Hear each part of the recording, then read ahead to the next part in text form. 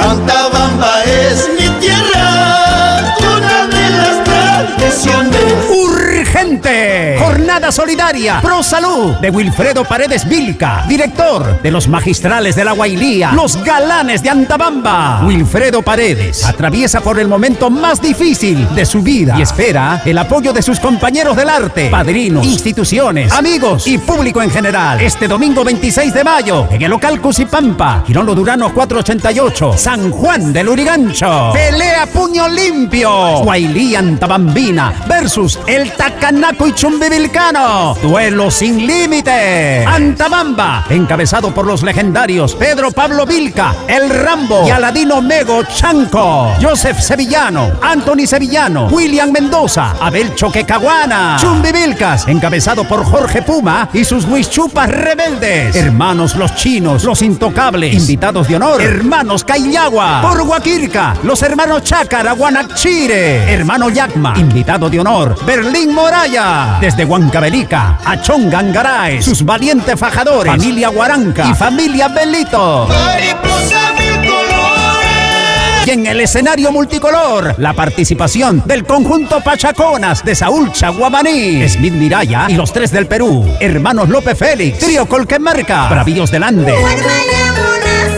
Las impactadoras de la Guailía Chumbivilcana de Yoque Molina, Yuri del Perú, Celinda Vera, Hermanas Velázquez, Gaby la Voz Sublime, los Guayquis de Chumbivilcas, Voces de Oro, Hermanas Moriano, Juanita Contreras, Melodías del Perú, Surpos de Apurímac, Cuerdas Andinas de Chumbivilcas, María Esther Vega, Amanecer Grauino, Dorita Álvarez, Sentimiento Mollevambino, Juan Cáceres, Juan Tamata, Nicolás Castillo, los amigos de Guaquirca, Quillincha de Apurímac, Alpac Marca, con el mejor marco musical del momento. Para comer, chicharrón de alpaca, chairo, trucha, chuñolagua, huachtacanca. Este domingo 26 de mayo en el Cusipampa. Hoy por Wilfredo Paredes Vilca. Mañana por ti. Ahora o nunca. Antabamba es mi